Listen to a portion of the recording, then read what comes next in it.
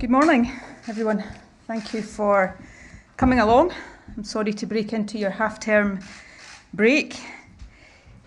Being First Minister of Scotland is, in my admittedly biased opinion, the very best job in the world.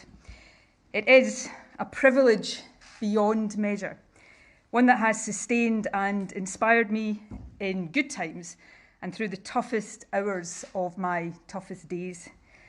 I am proud to stand here as the first female and longest serving incumbent of this office. And I'm very proud of what has been achieved in the years I've been in Bute House. However, since my very first moments in the job, I have believed that part of serving well would be to know, almost instinctively, when the time is right to make way for someone else. And when that time came, to have the courage to do so, even if to many across the country and in my party, it might feel too soon. In my head and in my heart, I know that time is now, that it is right for me, for my party, and for the country. And so today I am announcing my intention to step down as First Minister and leader of my party. I have asked the National Secretary of the SNP to begin the process of electing a new party leader, and I will remain in office until my successor is elected.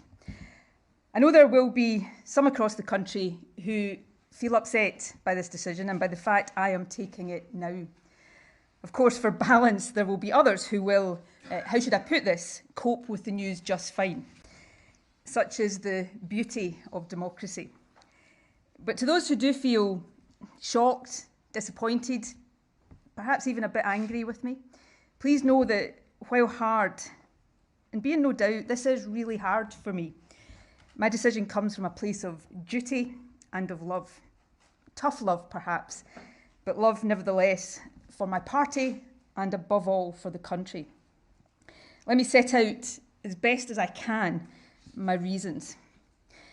First, though I know it will be tempting to see it as such, this decision is not a reaction to short-term pressures. Of course, there are difficult issues confronting the government just now, but when is that ever not the case?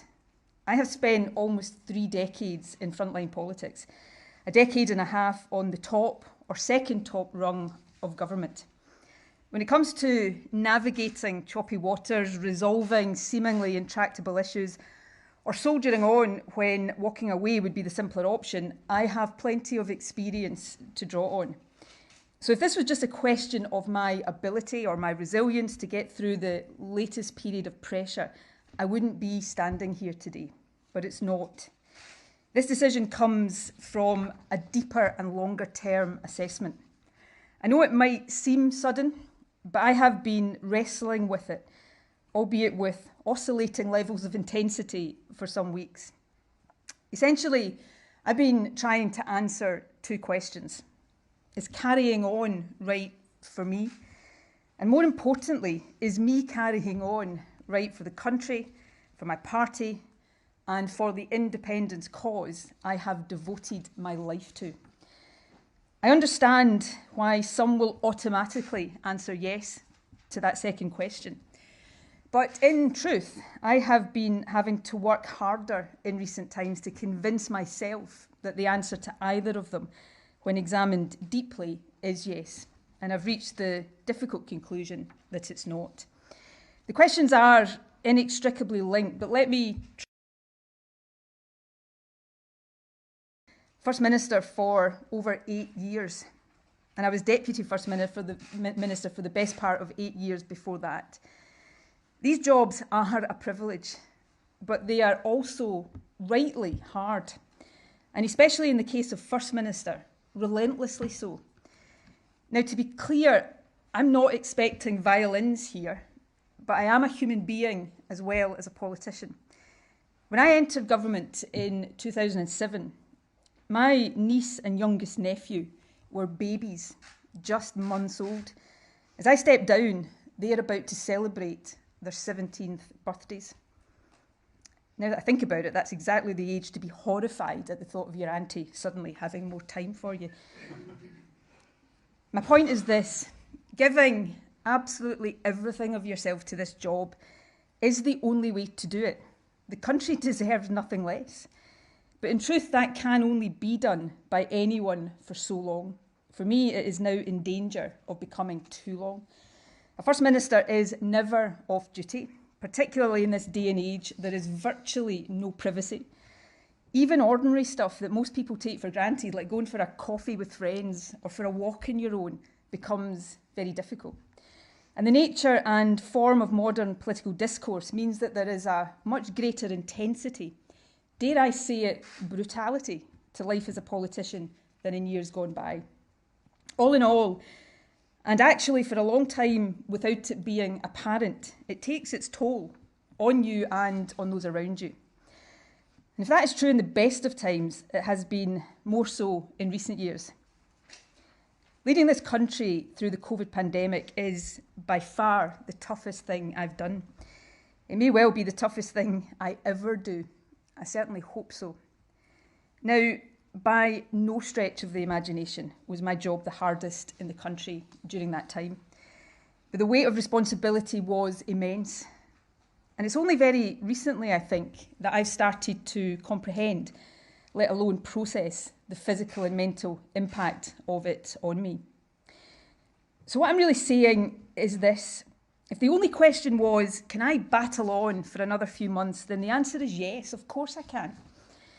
But if the question is, can I give this job everything it demands and deserves for another year, let alone for the remainder of this parliamentary term, give it every ounce of energy that it needs in the way that I have strived to do every day for the past 8 years, the answer, honestly, is different.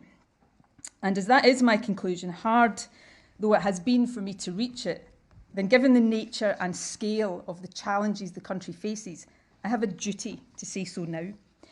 I feel that duty first and foremost to our country, to ensure that it has the energy of leadership that it needs, not just today, but through the years that remain of this parliamentary term.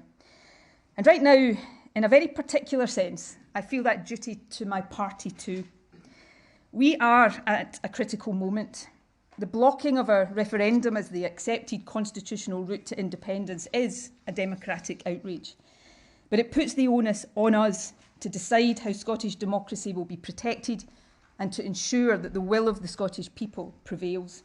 My preference of using the next Westminster election as a de facto referendum is well known. I've never pretended it is perfect, no second best option ever is, nor that there are no alternatives. That is why I've always been clear that the decision must be taken by the SNP collectively, not by me alone. But I know my party well enough to understand that my view as leader would carry enormous, probably decisive weight when our conference meets next month. And I cannot, in good conscience, ask the party to choose an option based on my judgment, whilst not being convinced that I would be there as a leader to see it through. By making my decision clear now, I free the SNP to choose the path it believes to be the right one, without worrying about the perceived implications for my leadership, and in the knowledge that a new leader will steer us, I believe, successfully on that path. Now, there are two further reflections that have weighed in my decision. These, I suppose, are more about our political culture and the nature and impact of the dominance and longevity that come from success in politics. And the first, I hope my party will take heart from. One of the difficulties in coming to terms with this decision is that I am confident that I can and would lead the SNP to further electoral success. We remain by far the most trusted party in Scotland. And while for every person in Scotland who loves me, there is another who, let's say, might not be quite so enthusiastic, we are firmly on course to win the next election, while our opponents remain adrift. But the longer any leader is in office, the more opinions about them become fixed and very hard to change. And that matters. Individual polls come and go, but I am firmly of the view that there is now majority support for independence in Scotland. But that support needs to be solidified, and it needs to grow further if our independent Scotland is to have the best possible foundation. To achieve that, we must reach across the divide in Scottish politics. And my judgment now is that a new leader will be better able to do this. Someone about whom the mind of almost everyone in the country is not already made up, for better or worse. Someone who is not subject to quite the same polarised opinions, fair or unfair, as I now am. The good news, as the country will now get to see more clearly perhaps, is that the SNP is full of talented individuals more than up to that task. My second reflection is related.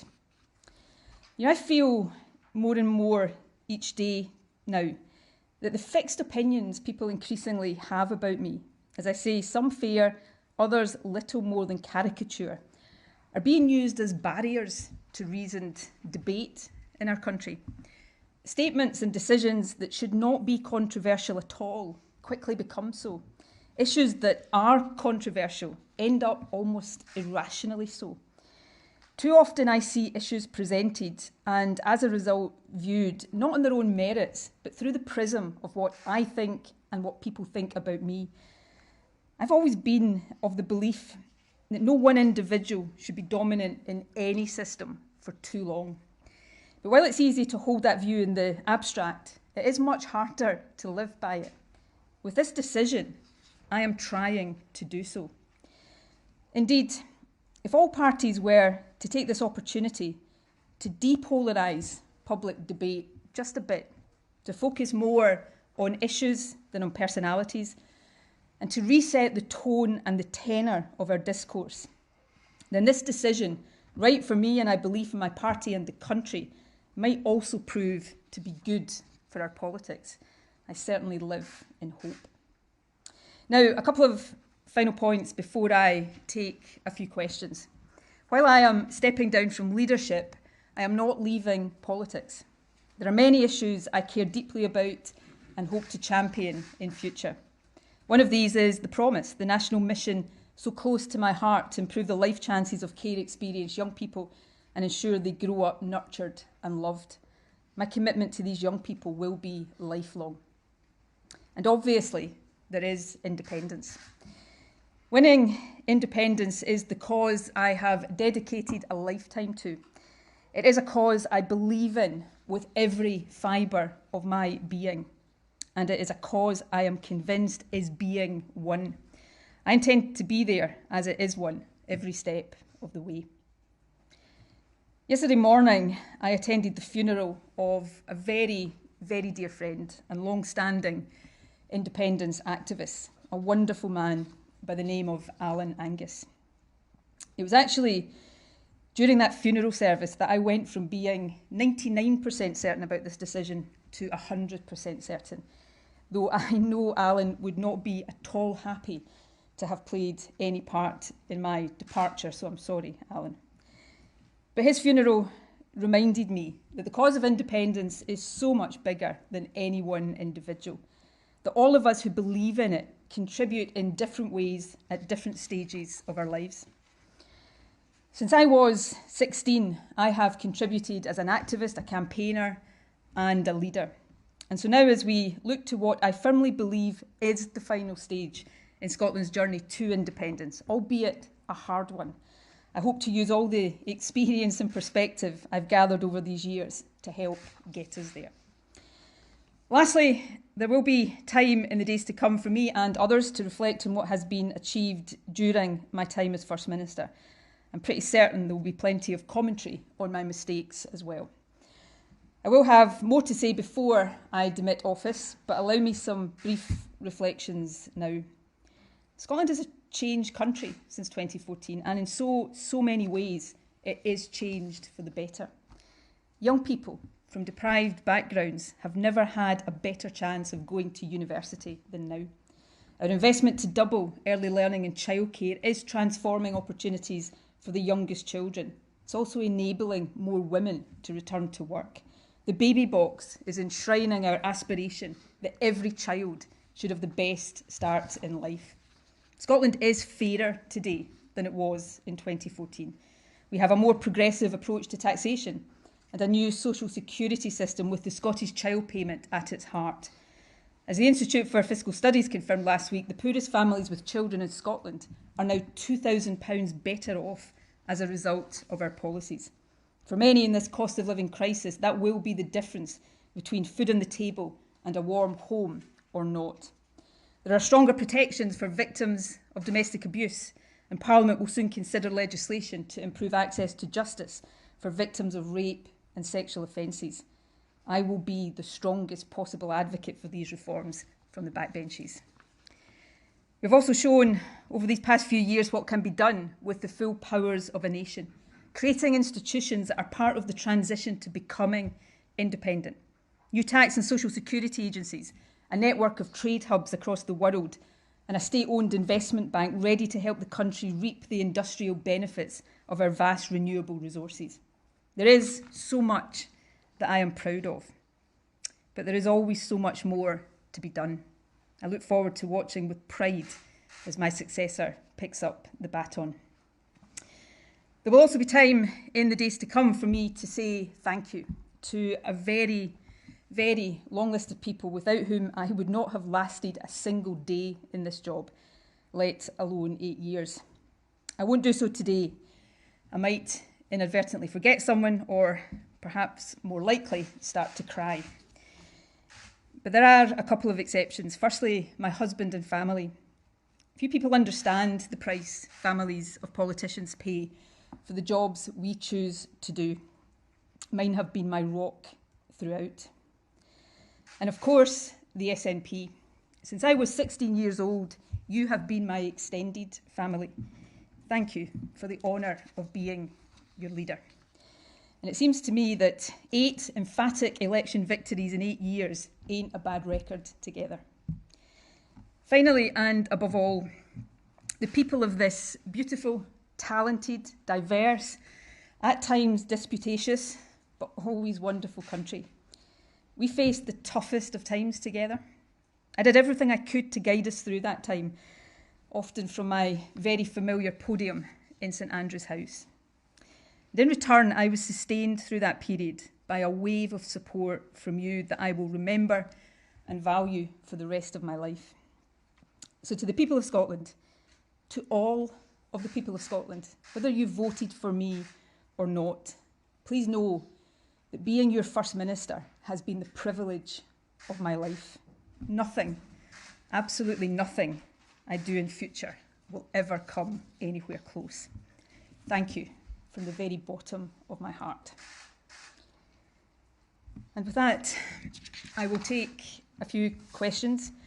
If you forgive me, I'm not going to do my usual and go round absolutely every journalist in the room. There will be time over the next few weeks, I'm sure, for you all to ask me questions, but I'll take a few questions for now, and I'll start with Glenn Campbell from the BBC.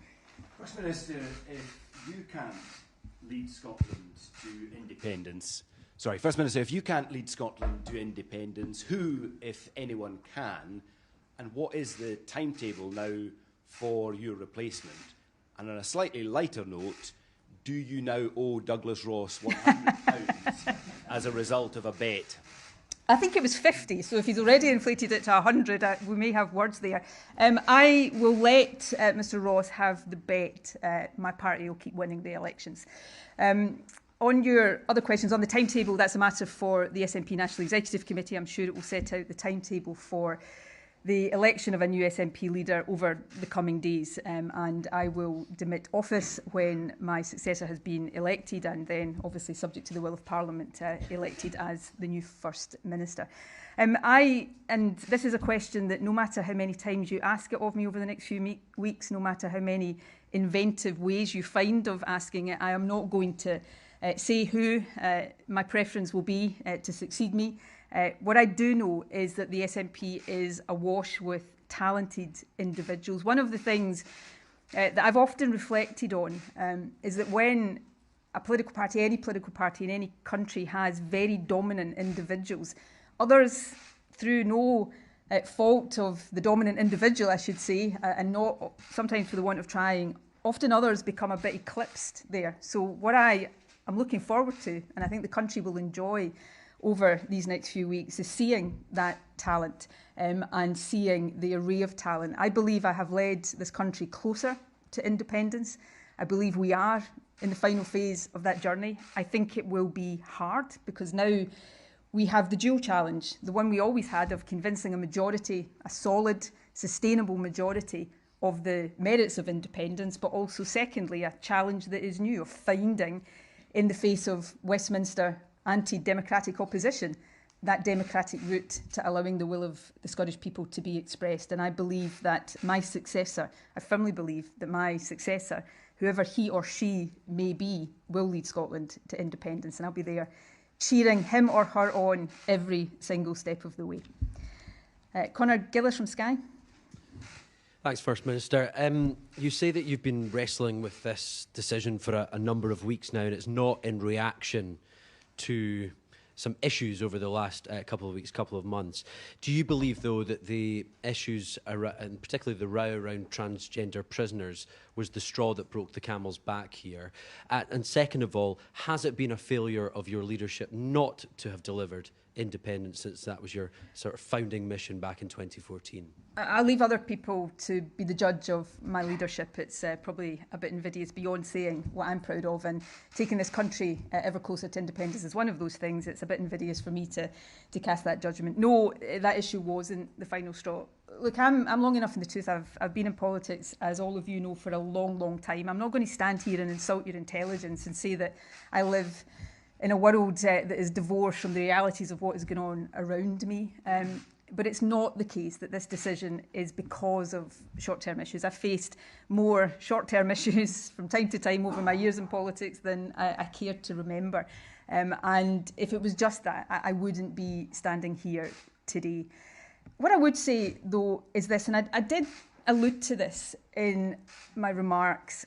I suppose when I look at some of the issues that are being hotly debated in Scotland right now, one of the things that I do regret, I suppose, is not being able to bring a more rational approach to these debates. And I think that goes back to some of what I said earlier. These debates, some of them, one in particular right now, is obviously controversial in its own right.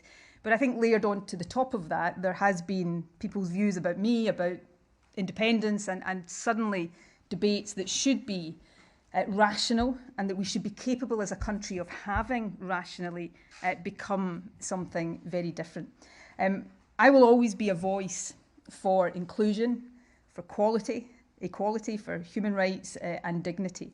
I have been, am and will always be a feminist. I will fight for women's rights and I will stand up against threats to women's rights every day that I have breath in my body. But I'll also stand up for any stigmatised, discriminated against, marginalised and vulnerable group in society. And I believe, and call me, an optimist. Not many people call me an optimist, but I am at heart an optimist. I believe these things can and must, in any progressive, liberal, inclusive society, find ways of coexisting. And whatever role I play in politics in the future, I will always seek to do everything I can to turn that into a reality. Colin Mackay.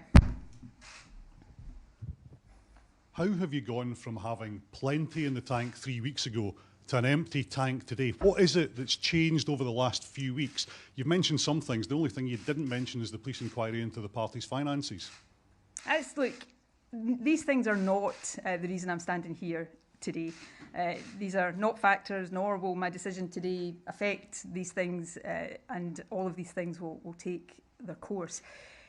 I said something in my remarks that I appreciate will divide opinion in Scotland. I'm a human being, and every human being every day wrestles with a whole load of conflicting emotions. And over the last number of weeks, probably since around the turn of the year, I've been struggling with just that. I get up in the morning and I tell myself, and usually I convince myself that I've got what it takes to keep going and keep going and keep going. But then I realise that's maybe not as true. And you go through a process of just deciding where it is and that decision you're going to fall. And that's the decision I've come to today. I could go on for another few months. I don't know, 6 months, a year maybe. But I know that as time passed, I would have less and less energy to give to the job. And I can't do the job on anything other than a 100% basis. The country deserves nothing less than that. So that's the judgment I've come to. If that's my feeling, that I'm going to get in a relatively short space of time to where I am today, then I owe it to the country to say it now, so that that new leadership can be in place. And as I said, in relation to my party, I don't want to stand at a special conference, a month or so from now, and ask my party to take my judgment, opt for a path, knowing that I have doubts about my ability to see it through as leader. This is a better thing to do today for me, for my party, and I believe for the country too. James Cook. Thank you. First Minister, I think it's fair to say that the NHS is in a really serious situation. The attainment gap between rich and poor pupils, which you'd said was one of your core missions as First Minister, remains pretty wide. And despite what you're saying today, polls suggest that you've got nowhere near creating a sustained majority for independence. Do you have regrets about one or any of those issues? Oh, again, James, I'm a human being. I don't know if you've got regrets about things in your life. Of course, I've got regrets about all sorts of things in my life. And as I reflect on my time as First Minister, there'll be things I am hugely proud of and things that I regret. And if I had my time again, I might do differently. And forgive me, there'll be plenty of time for me to do that. I'm sure be plenty of time for you to do that, and I'm sure you will. So, yeah, but I'm proud of my time as First Minister. But I'm also proud that I know when it's time to move on and to pass on to someone else. The country, the cause I believe in, my party, everything is bigger than any politician, no matter who they are and no matter how dominant they've been for no matter how much time. Politicians come and go all the time.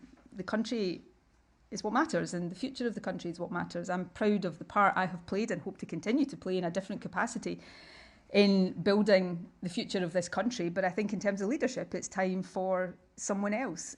I think the easier sometimes thing to do, and the thing that traditionally politicians tend to do, is just to cling on and on and on and on and on until everybody is sort of pushing for you to go. It's harder because there's always reasons not to. Yeah, if I stay a bit longer, I can do this. If I stay a bit longer, something might happen. It's always easier to find the reasons not to make a decision. I think it's better to make the decision when you know in your heart that it's the right one for you and for your country. I'm not sure I want to say this sentence actually. I will be 53 this year. I entered Parliament, when I was 29. I've been in government since I was 37. I have literally done this in one capacity or another for all of my life. I've been Nicola Sturgeon, the politician, for all of my life. It's been a privilege. I have done things, met people, gone places, had experiences that I would never have done. I have a depth of gratitude to the party that I lead, to the country that I serve, that I can never find the words to express.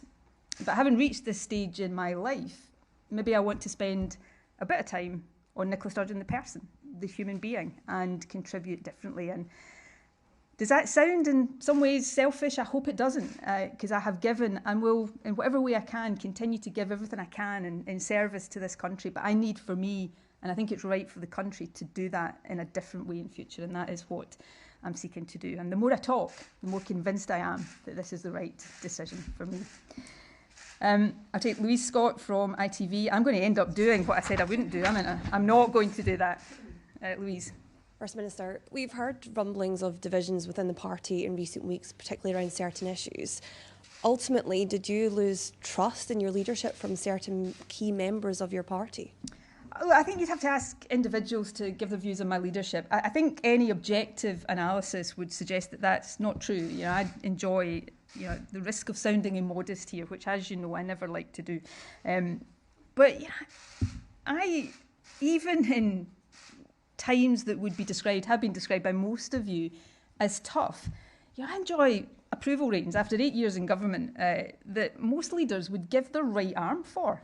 So, yes, of course, the longer any leader is in office, the more people will find things to disagree with you on, because nobody agrees with any other person 100%. And that concept of, that whole idea of longevity in politics, the longer you lead, the more, you will find issues that people find it hard to agree with you on. But, I believe I could, if it was just about, can I lead this country forward, certainly the party to electoral success, the answer is yes. But it is much deeper than that, which is what I've been trying to give a sense of today. Who will we have next? Kieran Jenkins. First Minister, you said, judge me on my record, didn't you? You remember saying that in the context of the education attainment gap between the best and the worst off pupils. Now is surely the time to do that. Do you think you failed those young people? No, I don't. You made a promise, you didn't deliver it. The NHS is in a pretty perilous state. Drugs deaths have been catastrophic. When you look back, do you wish it were different, that you could have been more successful in those areas in which you've had complete or considerable control? Well, I'll refer back to a question one of your colleagues asked me about, anybody taking stock of the things they're proud of, the things they wish they could turn the clock back and do differently, and I'll do that. And you use the terms judge me. One thing I can be absolutely certain of is people will judge me. There's been no shortage of judgments on me and what I've done or not done in office, and I'm pretty certain that will continue. But if you take young people, today, and I remember, possibly including by you, but certainly by plenty in this room, being challenged on this when I became First Minister, about the attainment gap in access to university. Today, we're on track to close that. If you're a young person from a deprived background or a background like the one I come from, you've got a better chance than you've ever had before of going to university. At the other end of the education system, that fundamental investment in expansion, doubling early years childcare and education is transformational. Effects won't be seen immediately, but the effects that will have as children go through the school system are considerable. The NHS everywhere, health services are under pressure. This country is the only one in the UK that has not faced industrial action in our health service because of our approach to working with those in the service together in partnership to tackle these challenges, and that will continue.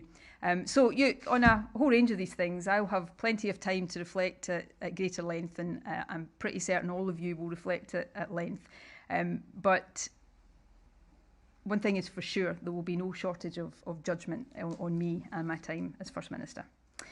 Right, I'm going to take a couple more, and Alan Smith from Bauer is the next one. Thank you, First Minister. You spoke about this has been something you've been thinking about a matter of weeks and not in response to short-term pressures, but at what point did you start to consider it? Was there a particular moment those weeks ago, and who did you have conversations with at that time about whether or not this is the right decision to take? I've been thinking about it. I used the term in my remarks with oscillating intensity, and that's true. There are some days, I wouldn't have thought about it at all because, frankly, too much else. And then other times it's weighed more heavily. I don't know, possibly a couple of weeks ago it just started to crystallise a bit more. But it inevitably, again, here's the human thing, it always takes you a bit of time, I think, between the point where probably deep down inside you've made a decision and being able to actually admit that to yourself before you even start telling other people. So I couldn't pinpoint the exact moment, except that sitting in the funeral service for Alan yesterday, surrounded by SNP members mourning somebody that 89 years old had campaigned all his life for independence, it did have that clarifying effect that stepping down as leader doesn't mean I stop contributing to the cause of independence. It doesn't mean you stop making a contribution. Everybody has their time, and I think in leadership one of the hardest but one of the most important things to do is know when that time is up. In terms of who I talked about it, obviously my close family, the small number of friends. One of the things in leadership you really, really do learn is who your true friends are in life. And, so if you're one of the small number who, mainly because I wouldn't have been able to tell you without crying over the last 24 hours, I didn't phone but texted this morning just before the news broke, know you're one of those friends. And thank you for all your support. And Neil Pooran from PA. Thanks, First Minister. First of all, can you just confirm if you'll be staying on as an MSP and what kind of issues you'll be campaigning on as an MSP? And also, will the cooperation agreement with the Scottish Green Party need to be renegotiated now if you as First Minister are no longer in that role? The cooperation agreement stands. I'm not going to try to dictate anything, or at this stage, certainly not now and hopefully not ever, start to issue unsolicited advice to my successor. I know from experience that's not always something that is welcome. Don't report that bit. But, I think the cooperation agreement with the Greens has been a thoroughly good thing for the government, for the country, and I would hope to see that continue. Your first question, which yes, I do intend to remain in Parliament. I hope to stay in Parliament I intend to stay in Parliament till certainly the next election, and like all MSPs, take a decision about beyond that nearer the time of the next election.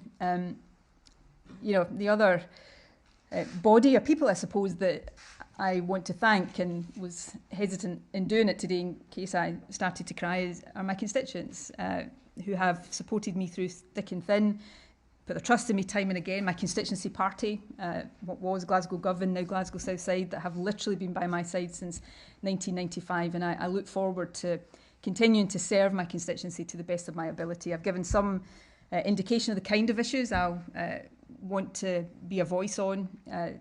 There's some very important reform to the criminal justice system coming forward, I know, around improving access to justice for victims of sexual offences. They'll be controversial. Maybe they could be one of the first tests of a more depolarised political debate, but I will be the strongest, most strenuous advocate for these reforms.